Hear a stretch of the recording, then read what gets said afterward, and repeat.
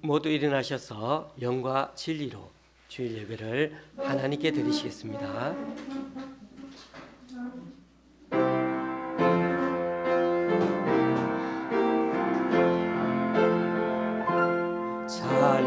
찬양하라 내 영혼아,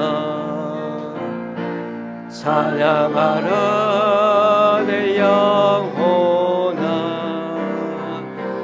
내 속에 있는 것들아 다 찬양하라. 경배하라 경배하라 내 영혼아, 경배하라 내 영혼아, 내 손에 있는 것들아 다 경배하라. 감사하라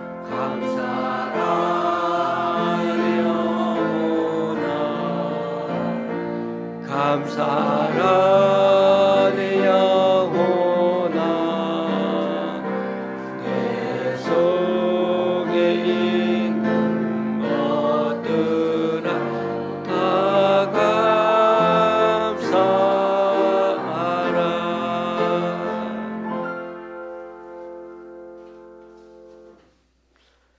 여호와여, 악인에게서 나를 건지시며 포악한 자에게서 나를 보존하소서. 내가 여호와께 말하기를 주는 나의 하나님이시니 여호와여, 나의 간구하는 소리에 귀를 기울이소서 하였나이다. 내가 알거니와 여호와는 고난당하는 자를 변호해 주시며 궁핍한 자에게 정의를 베푸시리이다. 진실로 의인들이 주의 이름에 감사하며 정직한 자들이 주의 앞에서 살리이다. 아멘. 사도신경으로 주님께 신앙 고백 올려드립니다. 전능하사 천지를 만드신 하나님 아버지를 내가 믿사오며 그 외아들 우리 주 예수 그리스도를 믿사오니 이는 성령으로 잉태하사 동정녀 마리아에게 나시고 본디오 빌라도에게 고난을 받으사 십자가에 못 박혀 죽으시고 장사한 지 사흘 만에 죽은 자 가운데서 다시 살아나시며 하늘에 오르사 전능하신 하나님 우편한 자 계시다가 저리로서 산자와 죽은 자를 심판하러 오시리라. 성령을 믿사오며 거룩한 공회와 성도가 서로 교통하는 것과 죄를 사하여 주시는 것과 몸이 다시 사는 것과 영원히 사는 것을 믿사옵나이다. 아멘.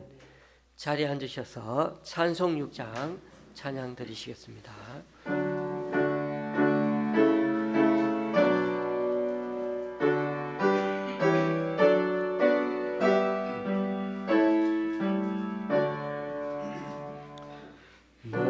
목소리 높여서 주 찬양하여라. 영광과 권세와 존귀와 위엄을 오늘이 다스리시는 만왕의 왕께 돌려라.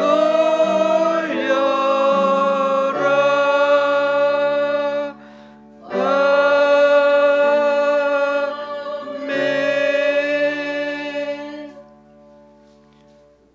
교독문 33번을 다 함께 교독하시겠습니다.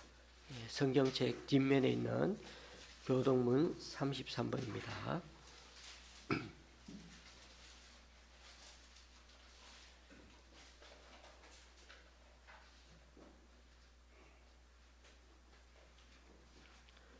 하나님이여, 주의 판단력을 왕에게 주시고 주의 공의를 왕의 아들에게 주소서.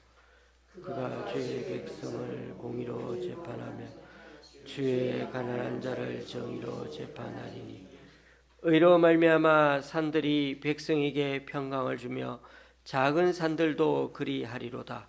그가 가난한 백성의 억울함을 풀어주며 궁핍한 자의 자손을 구원하며 압박하는 자를 꺾으리로다.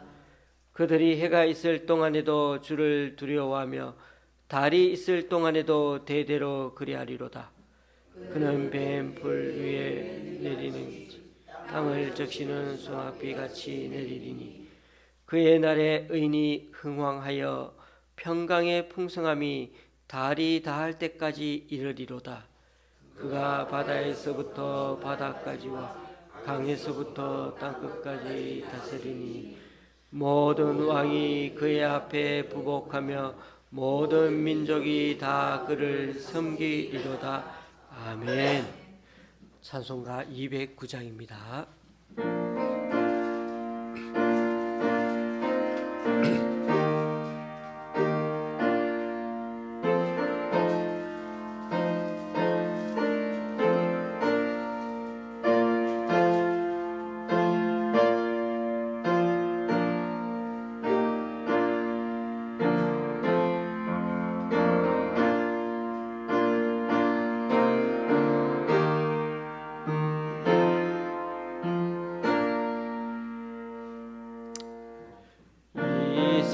세상 풍파 심하고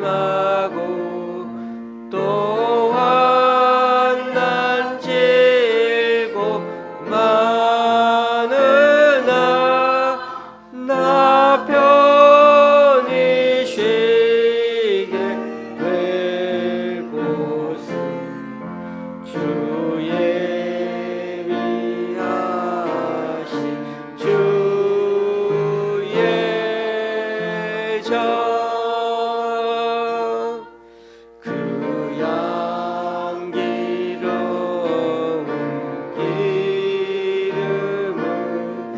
주 내게 부어주셔서 내 기쁨 더해주는 주 피로 사신 주의 정 주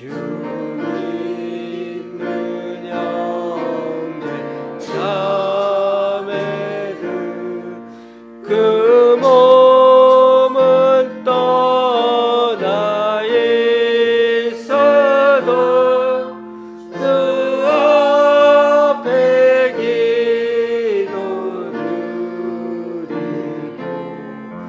다 함께 모인 주의 정 손과 여가 굳어도 내 몸에 피가 식어도 나 영영 잊지 못하고 은혜의 보좌 주의 정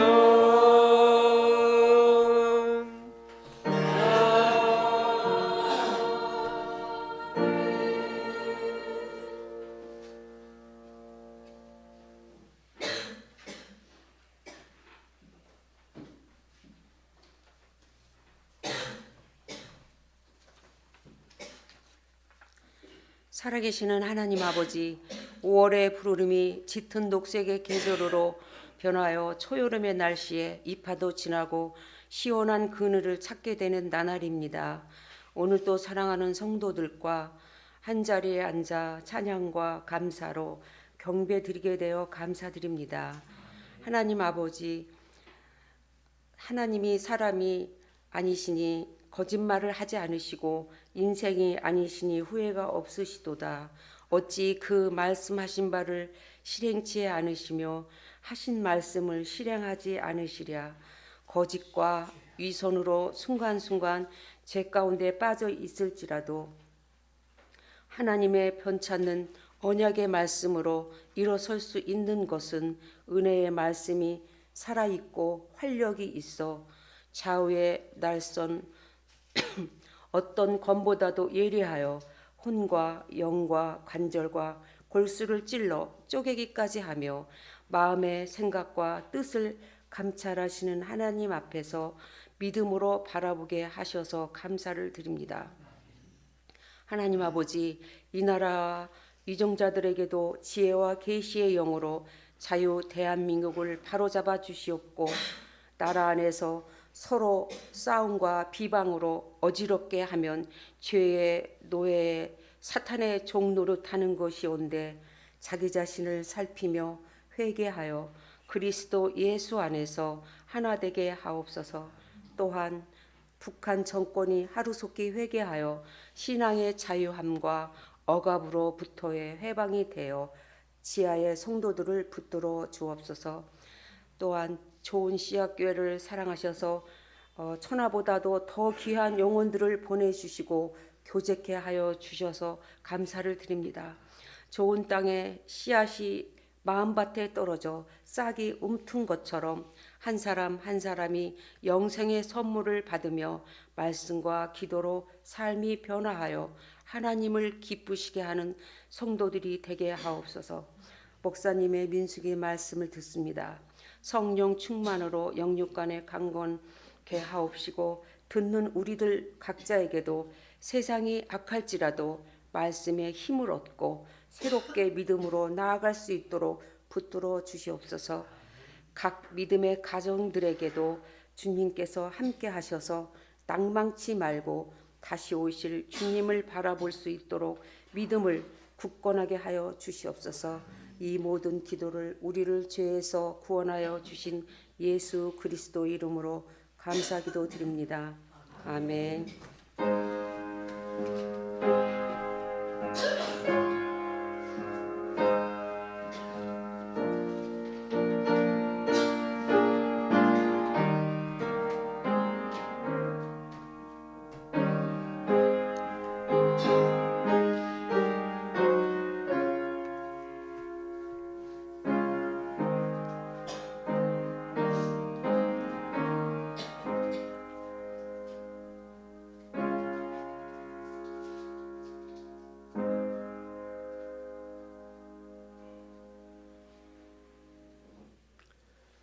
오늘 우리에게 주시는 하나님의 말씀은 민수기 32장 1절에서 15절까지입니다. 제가 가지고 있는 구약 성경은 250쪽입니다. 민수기 32장 1절에서 15절까지입니다.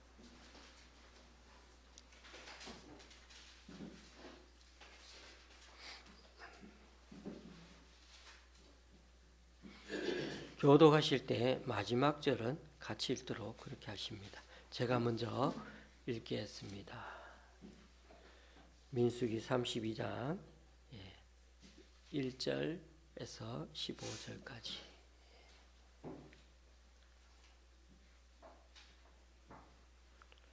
제가 먼저 읽겠습니다.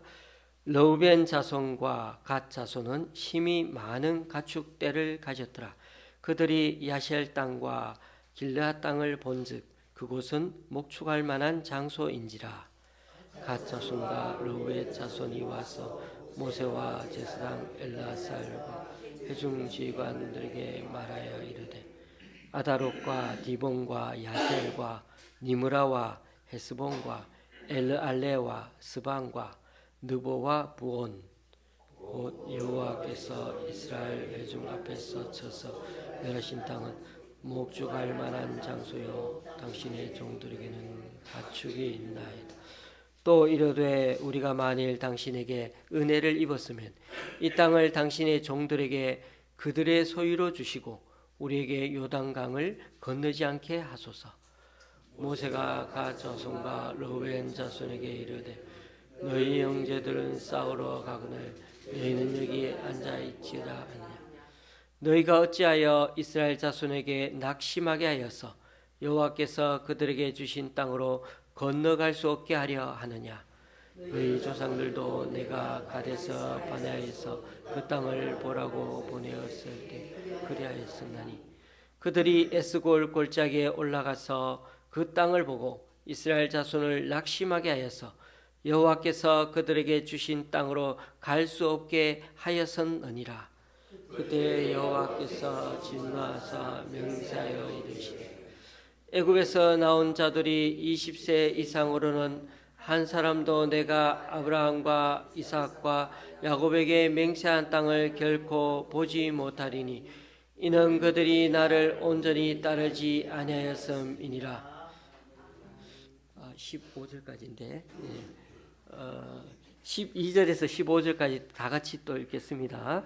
그러나 그나스 사람 여분네의 아들 갈렙과 눈의 아들 여호수아는 여호와를 온전히 따랐느니라 하시고 여호와께서 이스라엘에게 진노하사 그들에게 40년 동안 광야에 방황하게 하셨으므로 여호와의 목전에 악을 행한 그 세대가 마침내는 다 끊어졌느니라.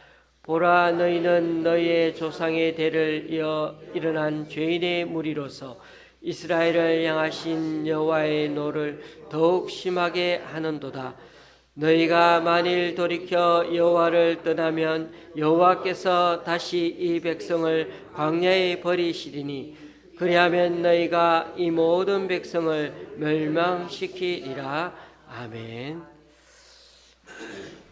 제가 11절이라고 했는가 봅니다. 15절까지인데 민수기 말씀도 이번 주 수요일이면 마치게 됩니다. 민수기의 첫 부분이 시내산에서 시작되었는데 이제 이스라엘은 40년간 광야 생활을 마무리하고 요단 동편에 집결해서 가나안 땅에 이제 막 들어가려고 합니다. 그런데 한 가지 골치 아픈 일이 또 생겼습니다. 2절에서 5절까지 말씀이 나오는데요. 12지파 중에 2지파 대표가 지도자 모세에게 찾아와서는 지금 머무르고 있는 이 요단 동편 땅을 자신들의 몫으로 줬으면 좋겠다는 그런 것이었습니다. 그것도 3절에 보면 이 딱 9개 성을 집어서 딱 그것을 찍어서 이 성들을 중심으로 자신들에게 땅을 달라고 했습니다. 이들 2지파인 르우벤과 갓 지파가 이렇게 모세를 찾아와서 막 떼를 쓰는 이유는 이들이 어느 지파보다도 훨씬 더 많은 가축떼를 키우고 있었기 때문입니다. 광야를 지나다니면서 사람 먹을 것도 없는데 가축이 먹을 것 찾기도 쉽지 않았겠죠. 그런데 여기까지 그 많은 수의 짐승들을 방목해서 키워왔다는 게 정말 그 사람들이 노력을 참 많이 한 것도 있겠지만은 정말 하나님의 은혜가 아닐 수 없습니다. 마침 이 요단강 동편의 야셀과 길르앗 땅이 너무나 목축하기에 좋은 땅이었던 것입니다. 이들이 지도자 모세를 찾아왔을 때는 어느 정도 모세가 반대할 수도 있을 거라는 생각을 갖고 처음에는 반대할 수도 있을 거라는 생각을 갖고 이들이 찾아왔던 것 같습니다.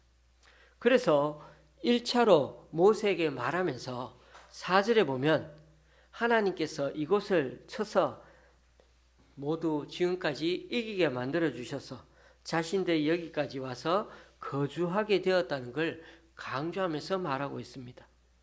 하나님께서 마침 가장 적절한 장소를 주셔서 자신들이 이렇게 짐승들을 잘 키울 수 있게 되었다는 것입니다. 그러니 가나안 땅 부럽지 않은 이 하나님이 축복하신 땅이라고 모세에게 은근히 강조합니다. 이 땅도 하나님이 주셨다. 이렇게 말하는 것이죠. 그래서 5절에 뭐라고 말합니까? 또 이르되 우리가 만일 당신에게 은혜를 입었으면 이 땅을 당신의 종들에게 그들의 소유로 주시고 우리에게 요단강을 건너지 않게 하소서. 우리는 여기가 좋사오니. 베드로가 변화산에 올라가서 예수님 우리가 여기가 좋사오니 여기서 계속 움막 짓고 살고 싶습니다. 요단강 건너 넘어 가나안 땅은 안 들어가고 여기서 살고 싶습니다. 그리고는 이미 자기네들끼리 가장 좋은 성읍 딱 9개, 알짜배기 9개를 찍어서는 그곳을 자기네들이 가지게 해달라는 겁니다. 참 얌체 없는 그런 사람들 같습니다. 이스라엘 민족은 12지파가 하나가 되어서 지금까지 이렇게 움직여 왔는데 이제 와서는 2지파가 딸랑 떨어져 나가려고 하는 그런 모습입니다. 겉으로는 요단 동편 땅에 거주하겠다는 말이지만은 이렇게 떨어져 지내게 되면 결국 어떻게 됩니까? 마음이 떠나죠. 멀어지게 되죠. 어떻게 보면 자기네들 좋은 땅 차지하려고 자기네들 짐승 잘 키워보려고 이스라엘 공동체에서 벗어난다는 것입니다. 그러자 모세는 이들의 요구가 너무나 황당했던 거죠. 바로 눈앞까지 왔는데 여기서 이제 본격적으로 가나안 입성을 위한 전쟁을 시작해야 하는데 자칫 다른 지파들의 사기를 떨어뜨릴 수 있지 않습니까?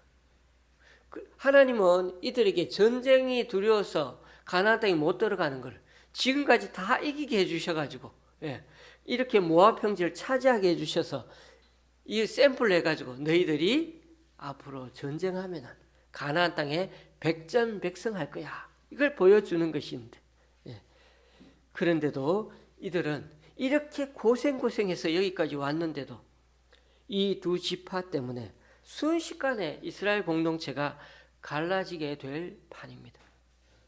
모세는 이들이 가나안 땅에는 안 들어가고 요단 동편의 땅을 요구하는 모습을 보면서 마치 과거 그 39년 전에 가데스 바네아에서 있었던 그 일들이 또 생각나는 겁니다. 40일간 가나안 정탐을 다 잘 하고 그렇게 마치고 돌아왔는데도 그런데도 믿음이 생기지 않고 가나안 땅에 들어가서는 안 된다는 불신이 훨씬 더 커져서 그렇게 사람들을 앞에서 얘기하고 심지어 모세와 하나님을 원망하기까지 이르렀지 않습니까? 그런데 40년이 지난 출애굽 2세대 이 백성들도 보니까 이 2지파도 가나안 땅에 들어가지 않겠다고 말하는 것을 보면 지도자인 모세가 어떻게 생각했겠어요? 위기다. 이런 감지를 하게 되지 않겠습니까? 그래서 모세는 그 당시 교훈을 다시금 언급하면서 지금은 전체가 이스라엘 백성이 다 그런 건 아니지만 2지파가 그렇게 하니까 너희들이 바로 그런 죄인의 무리라고 지적하면서 너희들이 하나님의 진노를 부추기고 있다고 그들을 책망했습니다. 그리고 지도자 모세는 15절 말씀을 통해서 좀 더 무시무시한 말씀을 덧붙여 말했죠. 너희가 만일 돌이켜 여호와를 떠나면 여호와께서 다시 이 백성을 광야에 버리시리니 40년 동안 버렸는데 그리하면 너희가 이 모든 백성을 멸망시키리라. 40년 동안 원망하는 사람 다 죽었잖아요. 또 그걸 이제 되돌아가야 되는. 근데 하나님 뭐라고요? 너희가 만일 돌이켜 여호와를 떠나면 가나안 땅에 건너가지 않는 것이 하나님을 떠나는 거라고 그렇게 모세는 말하고 있는 것입니다. 너희가 이곳이 좋다고 하면서 약속의 땅 가나안에 안 들어가면 하나님을 떠나는 것이 되고 하나님이 너희들만 아니라 온 이스라엘 백성들 또다시 광야로 돌아가게 될 것이고 그렇게 너희 2세대도 1세대들처럼 다 광야에서 파멸하게 되고 죽게 될 거라고 강력하게 경고하셨던 것입니다. 여기까지가 오늘 우리가 읽은 15절 말씀의 내용입니다. 그러나 제가 말씀드리는 얘기는 그 이후에도 계속 전개됩니다. 16절에서부터 보면 이 두 지파는 모세의 말을 계속 안 듣고 고분고분 물러서지 않고 어떻게 했을까요? 그리고는 모세가 자신들의 요구를 순순히 들어주지 않을 걸 이미 생각해 온 것인 양 플랜 B 이럴 때는 이렇게 해야지 차선의 계획을 이미 준비해 갖고 왔던 것입니다. 그들은 다른 10지파와 함께 가나안 전쟁을 하러 요단강을 건너가겠다고 말합니다. 처음에는 안 가겠다고 얘기해 놓고 이제는 안 주면은 허락하지 않으면 플랜 B를 제시하는 거죠. 우리 요단강 건너갈게요. 그래서 전쟁이 끝날 때까지 떠나지 않을 것이고 다 정복해서 그 땅을 분배받기 전까지는 다들 다 땅을 분배받기 전까지는 요단 동편으로 우리들은 안 돌아가겠습니다. 그렇게 약속을 했죠. 심지어 자신들은 가나안 땅은 단 한 평도 분배받지 않겠습니다. 우리는 그냥 요단 동편 이 땅으로 만족할게요. 다만 단서를 달았어요. 조건을 달았죠. 여기 요단 동편 땅에는 여전히 원주민들이 있어서 지금 가긴 가더라도 성을 단단히 쌓아놓고 가축 우리들도 좀 지어놓고 이렇게 해서 우리 이 노약자들 가족들은 놔두고 가야 되는데 또 가축들도 놔두고 놔야 되는데 이들이 안전하게 잘 지켜지고 보호할 수 있도록 그렇게 제반 시설을 구축해 놓고는 우리들이 좀 갈 수 있게 해달라고 부탁했죠. 자, 이런 것들을 해놓으려면 시간도 지체되겠죠. 이들은 자신의 뜻을 관철시키기 위해 이미 철저하게 이렇게 플랜 B까지 준비한 터라서 모세도 무조건 반대하고 거절할 수 없는 노릇이었던 것입니다. 그러니까 이 두 지파는 이미 자기네 몫의 땅을 지금 여기서 대신 받는 것이기 때문에 앞으로의 가나안 전쟁에는 다 끝날 때까지는 자기가 이미 몫을 받았다 생각하고 참여할 테니 그렇게 이 땅을 허락해 달라고 그렇게 딱 이렇게 준비해 가지고 왔기 때문에 모세도 어떻게 할 수가 없었던 것입니다. 모세는 이들의 제안을 듣고는 그대로 시행할 경우 요단 동편 이 땅이 너희들의 소유가 되겠지만 만일 그 제안대로 너희들이 제안한 대로 하지 않으면 여호와께 죄를 범하는 거라고 말했습니다. 그래서 노약자들을 위한 성읍과 양떼를 위한 우리를 지금 당장 빨리 지으라고 하고 그 이후에 약속한 대로 전쟁에 나갈 것을 명령했습니다. 처음에는 요단강을 건너가 싸우지 않겠다고 했다가 요단 동편을 얻게 되자 이제는 제일 앞에 선봉에 서서 요단을 건너가 싸우겠다고 말합니다. 기분이 너무 좋은 거죠. 제일 좋은 노른자 땅을 얻었으니. 자, 여기서 모세는 일단 두 지파의 기습적인 제안을 받아들이면서 확실하게 이 두 지파가 마지막까지 약속을 지켜야 한다고 강조하는 것으로 이를 수습했습니다. 우리는 두 지파의 제안이 아주 주도 면밀하다는 생각을 떨칠 수가 없습니다. 이제 가나안 땅을 건너가야 하는 순간인데 그 순간에 자신들의 요구를 안 받아들일 수 없도록 급박한 상황에 들이밀어 가지고 결국은 자신들이 원하는 요구 조건을 관철시켰던 것입니다. 그리고 처음 협상에 등장하지 않은 므낫세 반 지파에 대해 조금 말씀드리려고 합니다. 왜냐하면은 실제로는 이 요단 동편에 두 지파 반이 정말 두 지파 반이라고 했지만은 사실은 세 지파죠.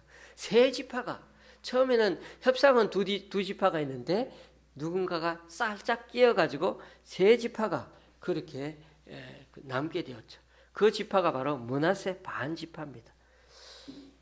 르우벤과 갓 지파만이 요단 동편 땅을 요구한 게 아닌 거죠.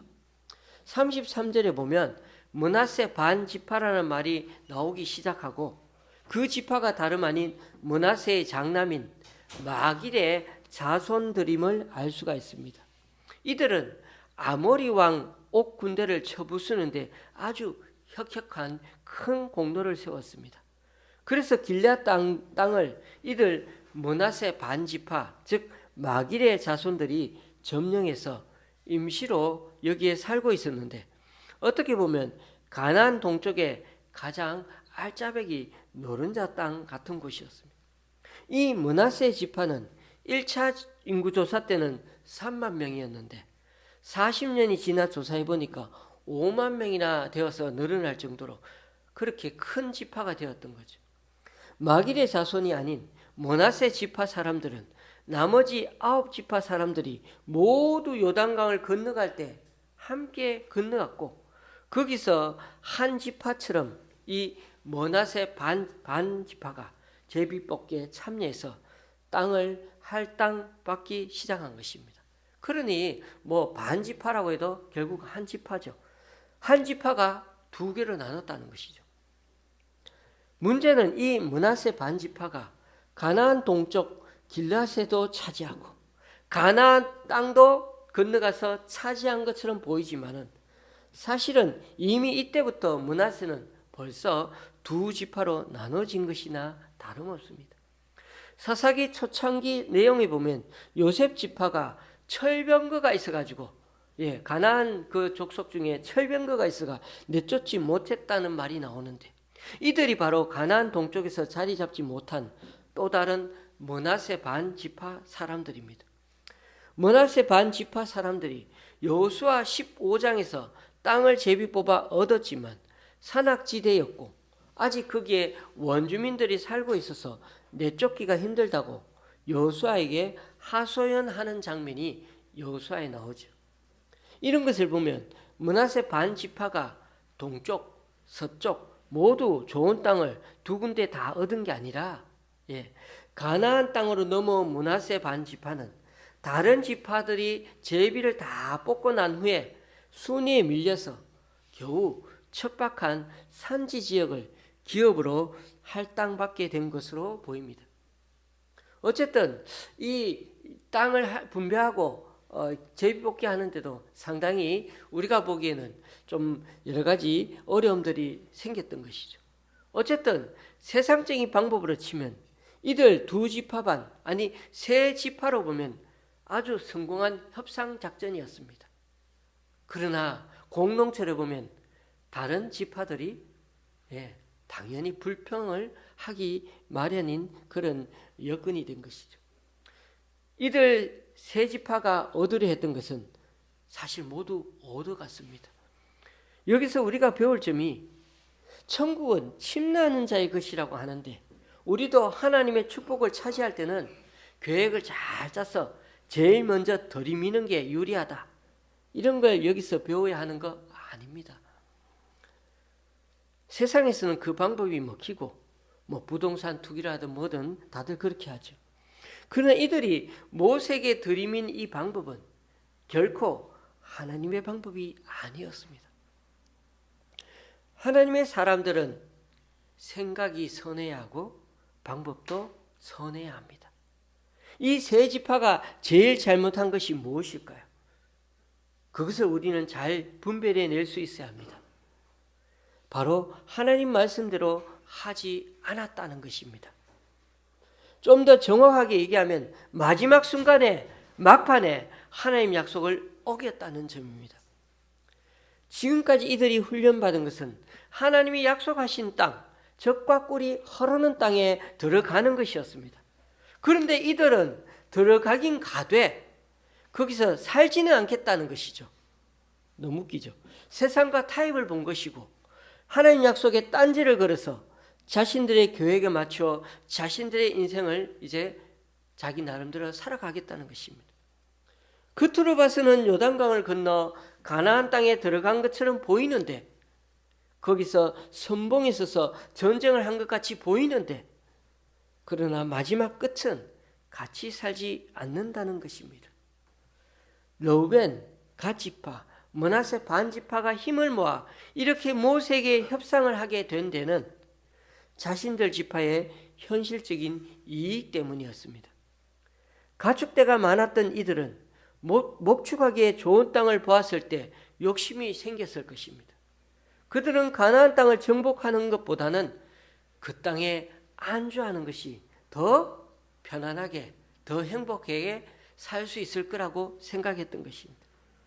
그런데 문제는 목축하기에 좋은 땅이라는 것은 사실 생각해 보십시오. 현실적으로 이 지파들 뿐만이겠습니까? 모든 지파 사람들이 살아보니까 여기가 편한데, 보기에도 좋은데, 예? 광야에서 그렇게 고생하다가 보니 지금 기름진 땅에 사니 얼마나 좋습니까? 안 그렇습니까? 누구나 그 땅에 머무르고 싶은 게 사실이란 겁니다. 누구든지 다 편리하고 전망 좋은 새 아파트에 살고 싶어 하지 않습니까? 하지만 우리가 늘 잊지 말아야 하는 점은 그 땅은 하나님이 약속하신 땅이 아니라는 것입니다. 그들에게 주어진 땅은 요단 동편이 아니라 가나안 땅입니다. 그 땅이 아무리 목축하기에 좋은 땅이라 할지라도 수백 년 전에 하나님이 아브라함에게 약속하신 땅은 바로 가나안 땅이었습니다. 그러므로 그 땅이 아무리 목축하기에 좋은 땅이라 할지라도 약속의 땅이 아니라면 포기해야 합니다. 여기서 우리가 발견해야 하는 점이 바로 현실적인 이유가 하나님의 약속보다 우선하게 되었다는 것입니다. 오늘날 그리스도인의 삶도 이런 유혹에 넘어가기 쉽습니다. 하나님이 우리에게 약속하신 것은 이 세상에서의 부귀영화가 아니라 영원한 하나님 나라입니다.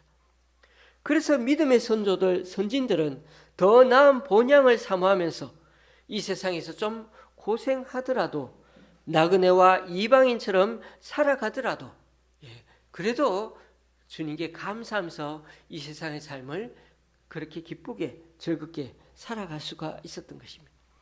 그런데 오늘날 그리스도인들은 더 나은 본향을 사모하기보다는 현실의 삶에 안주하려고 합니다. 이 세상에서 안주하려고 하는 삶은 결국 파멸로 결말지어진다는 것을 잊지 말아야 합니다.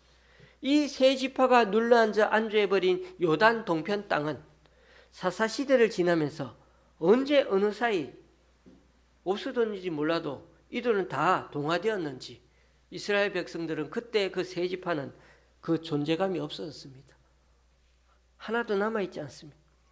사울왕 다윗 왕 때에도 그렇게 지나오면서도 이미 그곳은 이방인의 영토가 되었습니다.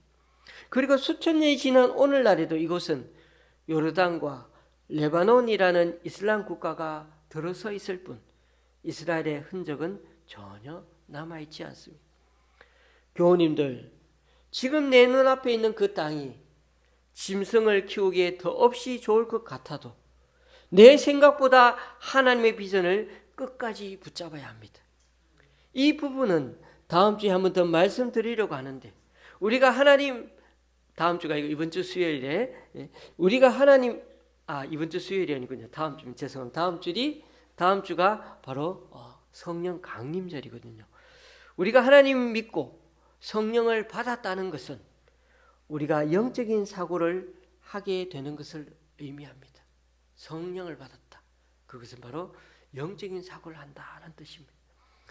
하나님을 믿는 순간 우리 마음에는 성령 하나님께서 내주하십니다. 내주. 집 짓고 사신다는 겁니다. 우리 마음을 거처로 삼고 우리 안에 거하신다는 말인 것입니다. 그러니 우리는 하나님처럼 예수님처럼 생각하며 살아간다는 말입니다. 처음에는 잘 안 되지만 자꾸 연습을 하고 훈련을 해가야 우리가 이 세상에 사는 동안 하나님 뜻대로 하나님의 방법대로 살아갈 수가 있는 것입니다. 우리의 생각대로가 아니라 하나님 생각대로 살아가게 되는 것입니다. 그래서 다음 주 성령 감림절에 이 부분에 말씀드릴 때 우리는 하나님의 계획에 맞춰 사는 것이지 우리 계획에 하나님이 맞춰달라고 요구하는 게 신앙생활은 아닙니다. 내가 내 머리로 돈 많이 벌어놓고는 하나님이 복 내려주셔서 이렇게 내가 출세했다, 하나님께 영광 돌린다, 말은 맞는 것 같은데 이렇게 한다 해서 하나님이 영광 받으시는 것은 아닙니다. 그러니 늘 우리 마음이 얼마나 선한 동기와 하나님 뜻을 쫓아가려고 하고 있는지 우리 자신의 본심을 늘 정직하게 한 번씩 되돌아보고 점검해 보아야 하는 것입니다.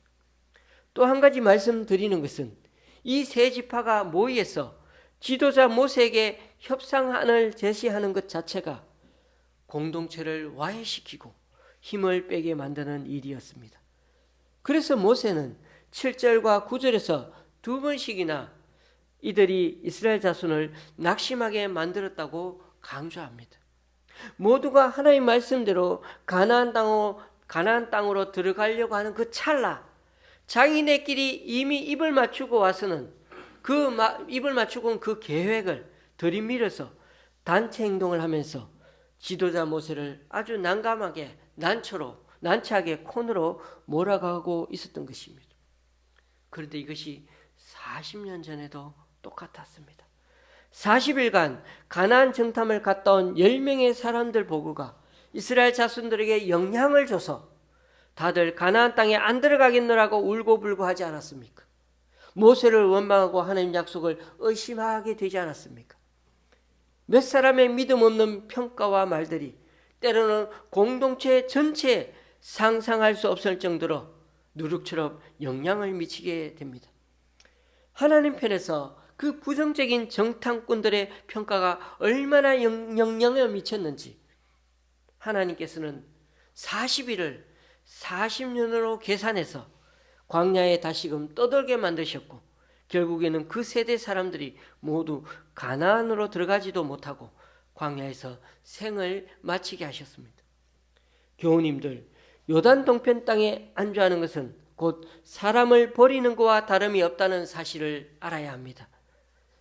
이스라엘의 광야 40년처럼 우리 인생 광야길을 교회 잘 다니고 믿음 생활 잘 해오더라도 마지막 순간에 막판에 현실에 안주해 버린다면 말짱 도루묵이 되는 것입니다.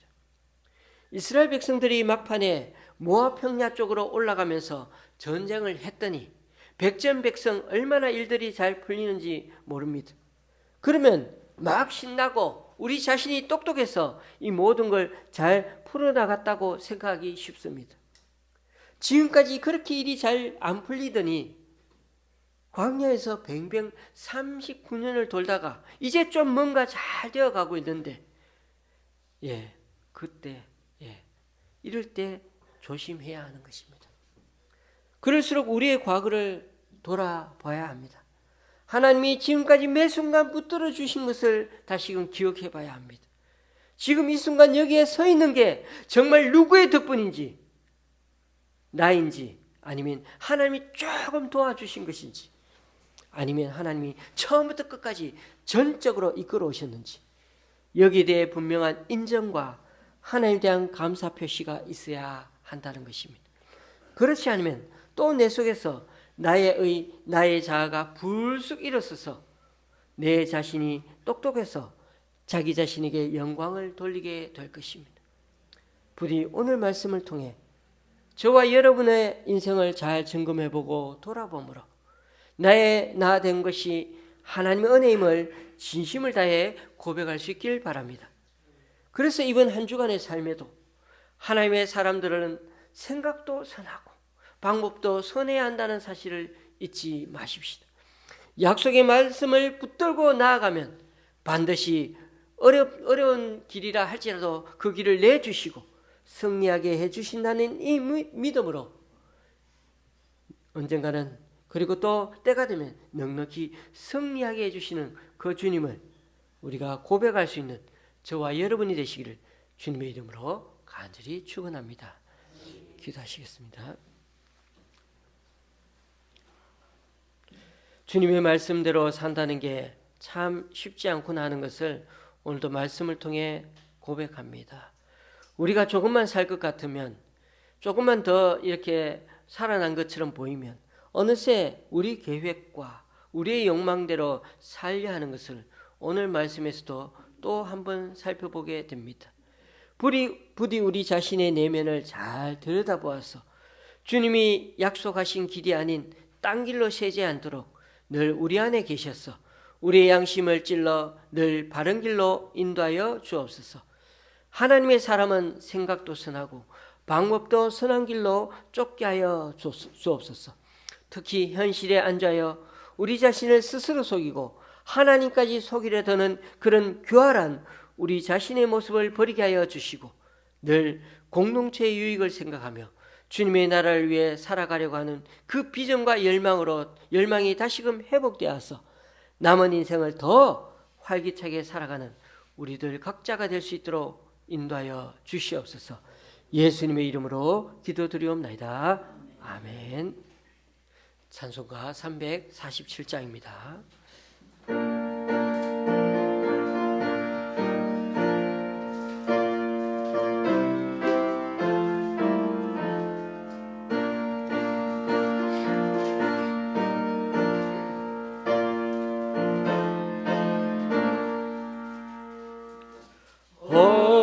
허락하신 새 땅에 들어가려면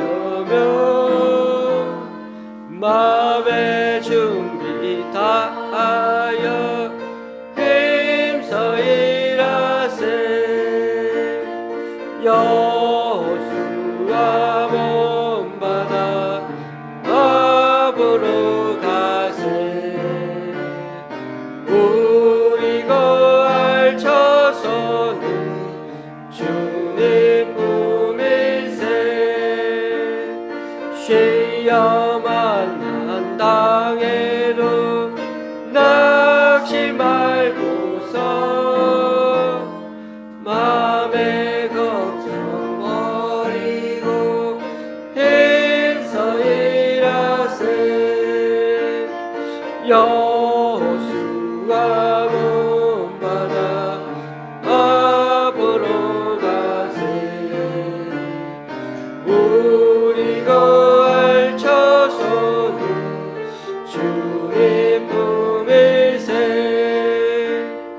앞서 가신 예수님 바라보면서 모두 마음을 아파여 힘써 일하세. 여호수아 먼바다 앞으로 가세. 우리 거알쳐서는 주의 품일세.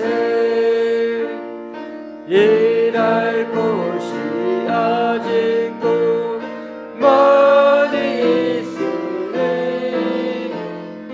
담대하게 나가서 힘써 일하세. 여호수아 먼바다 앞으로 가세. 우리 거알쳐서는 주님 뿐일세. 아멘. 이제 다 같이 일어나셔서 하나님께 예물을 봉헌하시겠습니다.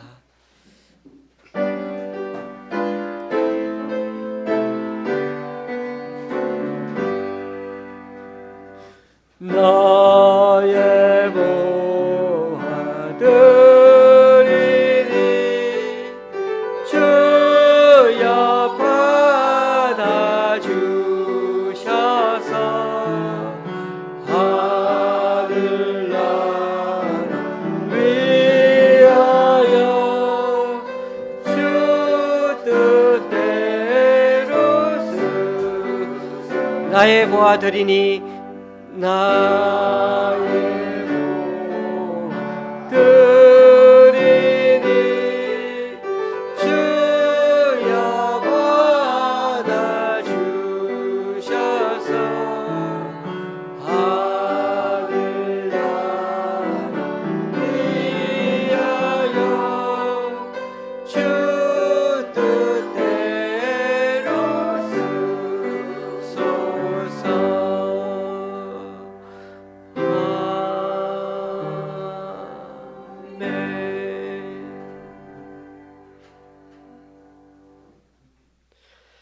주님, 오늘 이 시간 주님 앞에 나와 각자 여러 모양으로 드린 헌금들 기뻐 받아주시고 쓰이는 곳마다 귀한 결실 맺을 수 있도록 크신 은총으로 덧입혀 주시옵소서. 지난주에 우리 교회 성도님 두 가정의 11조와 3분의 감사 헌금과 8분의 주일 헌금을 주님께 드렸습니다. 그리고 구리의 교회에서 강동구 교회 내기관에서 목동의 권사님이 또 외부의 성도님 한 분이 귀한 헌금을 주님께 올려드립니다. 이분들의 헌신과 승김 귀하게 받아주셔서 이분들 통하여 하나님 나라가 더욱 확장되게 하여 주옵소서. 예수님의 이름으로 봉헌기도 드립니다. 아멘. 앞뒤 좌우로 인사 나누시겠습니다.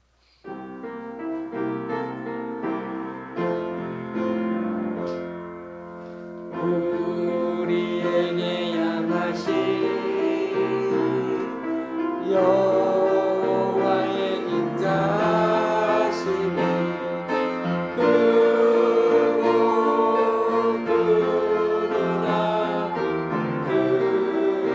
크시도다.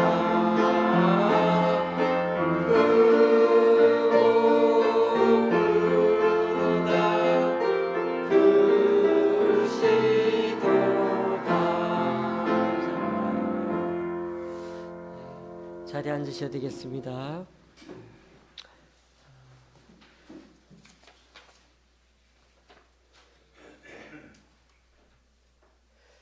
한 주간도 잘 지내셨습니까? 우리 교회에 요즘 부쩍 세교님들이 많이 오고 계십니다. 어떻게 하면 우리가 서로 얼굴하고 이름 정도는 잘 알고 지내는 게 좋지 않을까 고민도 되는데요. 어떻게든 어떤 교회에서는 좀 이렇게 회사원처럼 주일마다 교회에 들어올 때마다 이 사원증 ID 카드처럼 그렸다가 또 나갈 때는 이렇게 내놓고 이렇게 하던데 저희는 그렇게까지 하고 싶지는 않고요.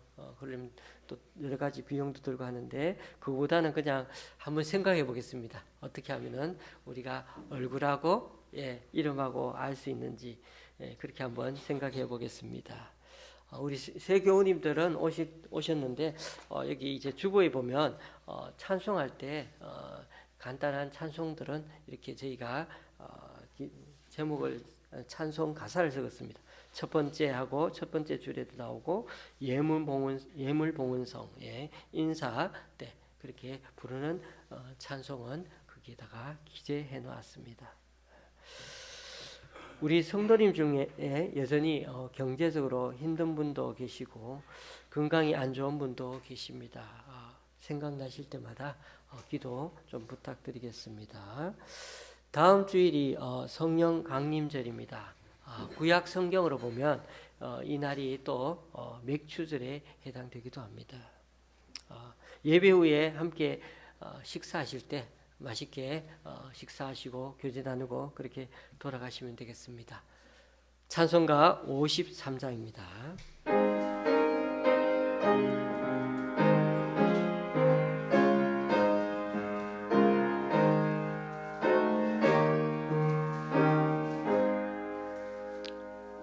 성전을 떠나가기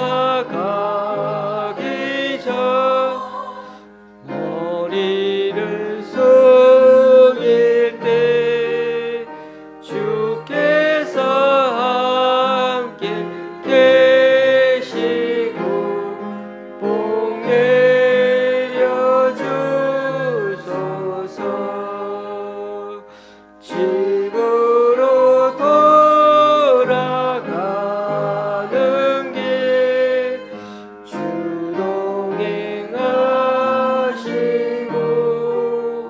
주께는 너의 심사를 다 지켜주소서.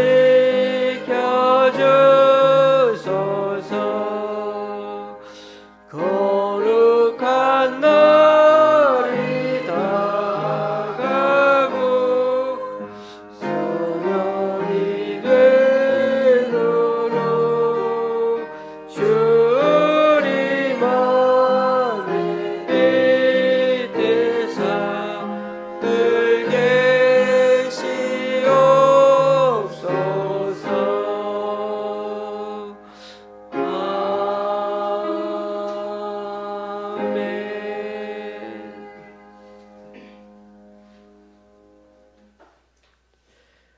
우리 주 예수 그리스도의 은혜와 하나님 아버지의 크신 사랑과 성령님의 교통 교제케 하심이 하나님의 사람답게 생각도 선하게 방법도 선하게 그래서 약속하신 말씀 잘 붙들고 인생의 막판까지 잘 견뎌내고 또 공동체의 유익 위해 선한 영향력을 미치며 살아가기 원하는 여기 모인 우리 좋은 시학교의 성도님들과 그 가정 위해 이 시간 함께 예배하러 온 모든 분들 위해 또 화창하고 즐거운 5월 이번 주에 생일을 맞아 더 감사하게 열심히 살아가려고 하는 우리 박강원 청년 위해 또 각자 이런 사정으로 교회에 나오지 못하는 성도님 위해 이제부터 영원히 함께 하시기를 간절히 축원하옵나이다. 아멘.